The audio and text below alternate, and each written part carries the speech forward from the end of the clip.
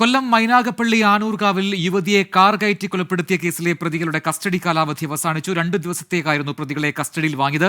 പ്രതികളായ അജ്മലിനെയും ഡോക്ടർ ശ്രീകുട്ടിയെയും മജിസ്ട്രേറ്റിന് മുൻപാകെ ഹാജരാക്കുകയും ചെയ്തു. അരുൺ രാജ് നൽകും കൊല്ലത്തുനിന്ന് കൂടുതൽ വിവരങ്ങൾ. അരുൺ, പ്രതികളുടെ കസ്റ്റഡി കാലാവധി കഴിഞ്ഞു. മാജിസ്ട്രേറ്റ് മുന്നിൽ ഹാജരാക്കിയതിനു ശേഷം തീരുമാനം എന്താണ്? ഒപ്പം ഇനിയുള്ള പോലീസിന്റെ നടപടിക്രമങ്ങൾ അതുകൂടി. പ്രജിൻ, അവധി ദിവസമായതിനാൽ ഇന്ന് കസ്റ്റഡി കാലാവധി കഴിഞ്ഞ ഉടനെ മജിസ്ട്രേറ്റിന് മുമ്പിലാണ് ഇന്ന് ഹാജരാക്കിയത്. കസ്റ്റഡി കാലാവധി കഴിഞ്ഞ പ്രതികളെ ജയിലിലേക്ക് മാറ്റുകയും ചെയ്തു.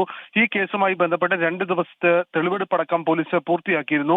പ്രതികളുടെ ഈ അന്തർസംസ്ഥാന ബന്ധം, ഈ ലഹരി ഇടപാടുമായി ബന്ധപ്പെട്ട അന്തർസംസ്ഥാന ബന്ധമുണ്ടോ എന്നടക്കമുള്ള കാര്യങ്ങൾ പോലീസ് വിശദമായി പരിശോധിച്ചു. അതുപോലെ തന്നെ ഈ അപകടം നടന്ന സ്ഥലത്തെത്തിച്ച് തെളിവെടുപ്പ് നടത്താനുള്ള ശ്രമം നടത്തിയെങ്കിലും 2 തവണയും ജനങ്ങളുടെ വലിയ രീതിയിലുള്ള എതിർപ്പ് കാരണം അവിടെ എത്തിക്കാൻ കഴിഞ്ഞില്ല. പിന്നീട് രാത്രിയിലടക്കം എത്തിയാണ് ഇത് പൂർത്തിയാക്കിയത്.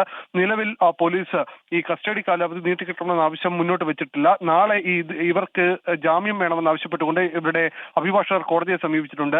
ഇക്കാര്യത്തിൽ നാളെ ജാമ്യാപേക്ഷ കോടതിക്ക് മുമ്പാകെ എത്തുമ്പോൾ കസ്റ്റഡി അടക്കമുള്ള കാര്യങ്ങളിൽ കൂടുതൽ വിശദാംശങ്ങൾ പോലീസ് മുന്നോട്ട് വെക്കും. എന്തായാലും ഈ കേസിൽ 2 ദിവസത്തെ കസ്റ്റഡി കാലാവധിക്ക് ശേഷം പ്രതികൾ വീണ്ടും ജയിലിലേക്ക് മാറുകയാണ്. ശരി, അരുൺ രാജാണ് കൊല്ലത്തു നിന്നും വിശദാംശങ്ങൾ നൽകിയത്.